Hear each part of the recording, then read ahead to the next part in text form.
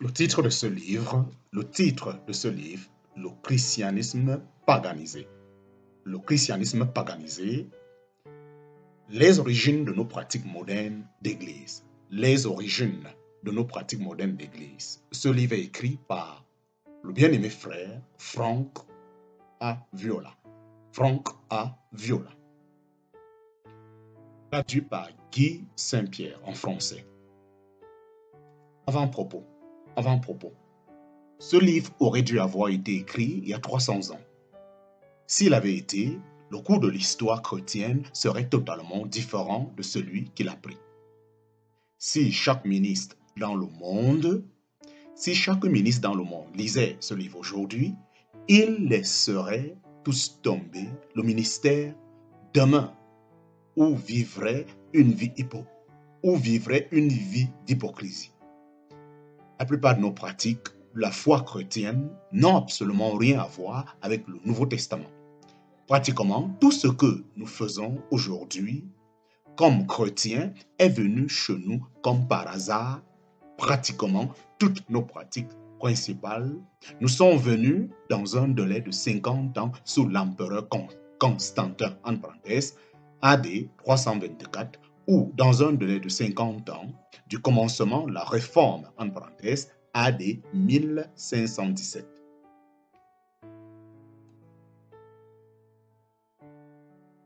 M. Viola nous a rendu un grand service en traçant l'origine de toutes nos pratiques en matière de protestantisme. Mon seul regret est que ce livre serait seulement un sur 100 000 livres chrétiens publiés dans l'année où il a été imprimé. Il y a 300 ans, ou même 200, le christianisme paganisé aurait été l'un de quelques 100 livres seulement, et, de ce fait, lu par une large partie des chrétiens. Vous pouvez aider à remédier à tout ceci en disant à tous vos amis au sujet de ce livre. D'ailleurs, vous auriez aussi à faire face à une crise de conscience après avoir lu ce livre.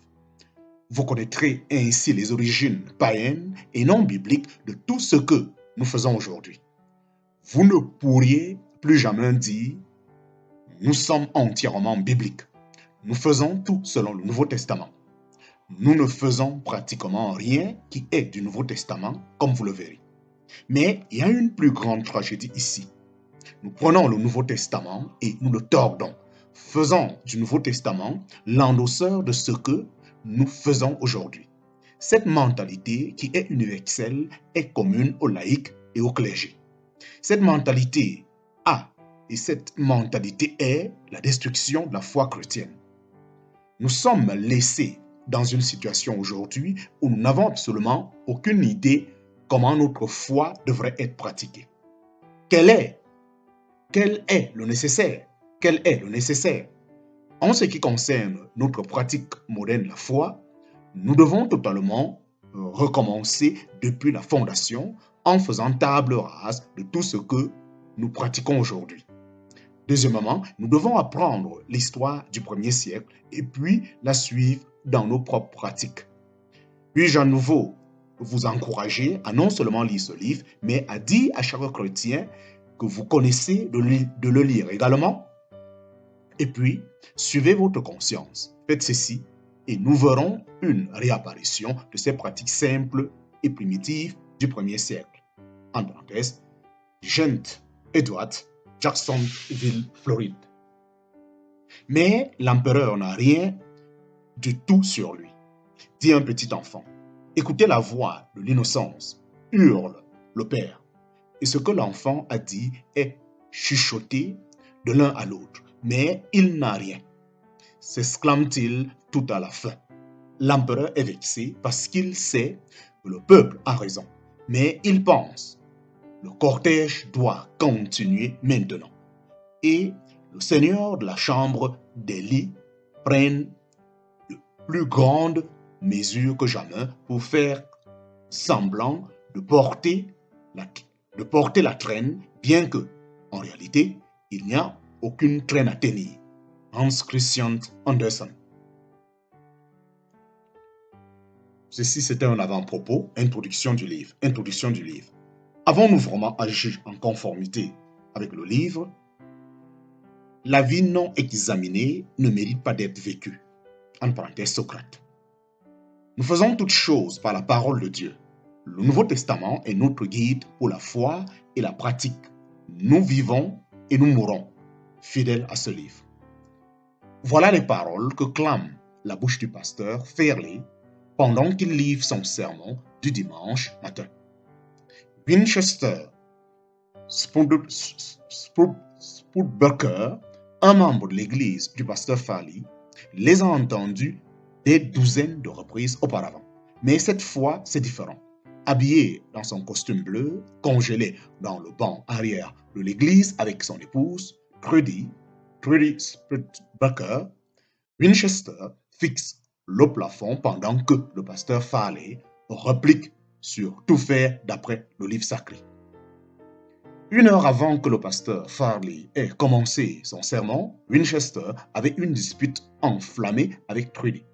C'était en l'occurrence fréquent quand Winchester, Trudy et leurs 3 filles, Felicia, Gertrude et Zenobia, s'apprêtaient pour l'église du dimanche matin. Il revoit le déroulement de l'événement dans son esprit. Trudy là, pourquoi les enfants ne sont-ils pas prêts? Nous sommes toujours en retard. Pourquoi ne pouvez-vous jamais être prêt à l'heure? Sont les mots que lancent les lèvres de Winchester. La réponse est typique. La réponse de Trudy est typique. Si jamais tu pensais à m'aider, ça ne me produirait, si jamais tu pensais à m'aider, ça ne se produirait pas tout le temps. Pourquoi ne pas commencer par me donner un coup de main dans cette maison? L'argument va dans les deux sens jusqu'à ce que Winchester implique les enfants. Zenobia, Spinchester, pourquoi ne voulez-vous pas nous respecter assez pour être prêts à l'heure? Felicia, combien de fois dois-je vous indiquer d'arrêter votre station de jeu avant 9h AM? Souvent, un ou plusieurs des 3 enfants pleurent pendant que l'échauffourée atteint le point culminant. Pourtant, leur habit du dimanche, la famille de Spurbucker se rend à l'église à une vitesse casse-cou. Winchester, en parenthèse, déteste être tardif et a reçu 3 billets de vitesse cette année et tous les 3 un dimanche matin. Alors qu'il se précipite vers le bâtiment d'église, le silence dans la voiture est assourdissant. Winchester fulmine hors de ses gants. Trudy boude. Les têtes inclinées, les 3 filles de Winchester essayent de préparer leur esprit pour quelque chose qu'elles détestent, supporter 1 heure haineuse à l'école du dimanche. Pendant qu'ils se garent dans le stationnement de l'église, Winchester et Trudy se lèvent avec élégance de leur siège de voiture, abordant de larges souris. Ils se tiennent bras dessus, bras dessous, en saluant leur ami, membre de l'église, riant à l'étouffer et affichant une façade que tout va bien. Felicia, Gertrude et Zenobia suivent leurs parents avec les mentons retroussés. Voici les mémoires fraîches, pourtant douloureuses, qui parcourent l'esprit de Winchester ce dimanche matin pendant que le pasteur Farley continue son sermon. Prouvant la condamnation, Winchester commence à se poser quelques questions de conscience. Pourquoi suis-je habillé, tiré à 4 épingles afin de ressembler à un bon chrétien quand je viens tout juste d'agir comme un païen il y a 1 heure? Je me demande combien d'autres familles ont eu cette même expérience pitoyable ce matin. Pourtant, nous sentons tous bons et avons l'air bien pour Dieu. De telles questions ne sont jamais venues à la conscience de Winchester. Pendant qu'il jette un coup d'œil pour voir l'épouse et les enfants du pasteur Farley tirés à 4 épingles et proprement assis sur leur banc, Winchester réfléchit. Je me demande si le pasteur Farley criait à son épouse et à ses enfants ce matin. L'esprit de Winchester continuant à s'emballer dans cette direction pendant qu'il observe le pasteur Farley. marteler le pupitre et montre sa Bible avec sa main droite. Le pasteur continue de se traits enflammé. Nous, à l'Église, la première communauté du Nouveau Testament, la Bible, faisons tout par ce livre. Tout. C'est la parole de Dieu et nous ne pouvons pas en dériver, même pas un millième.